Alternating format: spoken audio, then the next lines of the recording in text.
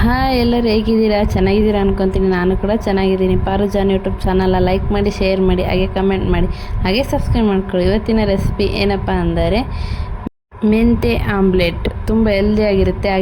ಹೇಗೆ ಮಾಡೋದಂತ ನೋಡೋಣ ಬನ್ನಿ. ಒಂದು ಬೌಲ್ ತೊಗೊಂಡಿದ್ದೀನಿ. ಸಣ್ಣದಾಗಿ ಕಟ್ ಮಾಡಿ ಇಟ್ಕೊಂಡಿರೋ ಈರುಳ್ಳಿ ಹಾಕ್ತಿದ್ದೀನಿ. ಹಾಗೆ ಮೆಂತೆ ಪಲ್ಯನೂ ಸಣ್ಣದಾಗಿ ಕಟ್ ಮಾಡಿ ಇಟ್ಕೊಂಡಿದ್ದೀನಿ, ಅದನ್ನು ಹಾಕ್ತಿದ್ದೀನಿ.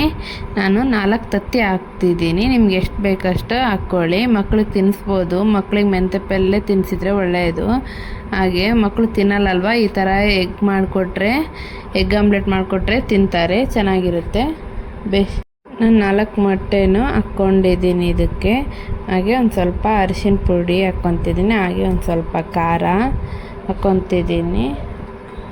ಒಂದು ಸ್ವಲ್ಪ ಖಾರ ಹಾಕ್ಕೊಂಡು ರುಚಿಗೆ ತಕ್ಕಷ್ಟು ಉಪ್ಪು ಹಾಕ್ಕೊತಿದ್ದೀನಿ.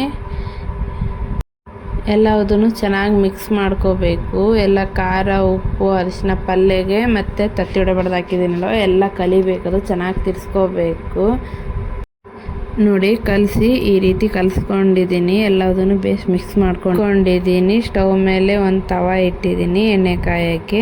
ಮಿಕ್ಸ್ ಮಾಡ್ಕೊಂಡಿದ್ನಲ್ವ ಆಮ್ಲೆಟಿಂದು, ಅದನ್ನೆಲ್ಲ ಚೆನ್ನಾಗಿ ತವಾ ಮೇಲೆ ಹಾಕ್ಕೊಂಡು ಫುಲ್ ಫ್ರೈಡ್ ಮಾಡ್ಕೊತೀನಿ. ಎಲ್ಲದನ್ನು ಚೆನ್ನಾಗಿ ಮಾಡಿಕೊಂಡು ನೋಡಿ ಹಾಕ್ಕೊಂಡಿದ್ದೀನಿ. ಮೆಂತೆ ಪಲ್ಯ ಒಂದೇ ಸೈಡ್ ಇರುತ್ತೆ. ಒಂದು ಸೌಟ್ ತಗೊಂಡು ಸುತ್ತ ಬೇಸ್ ಚೆನ್ನಾಗಿ ಹಾಕ್ಕೊಂಡಾದ್ಮೇಲೆ ನೋಡಿ ತೆಗಿತಿದ್ದೀನಿ. ಎಲ್ಲದು ಚೆನ್ನಾಗಿ ಬೆನ್ಸ್ಕೋಬೇಕು.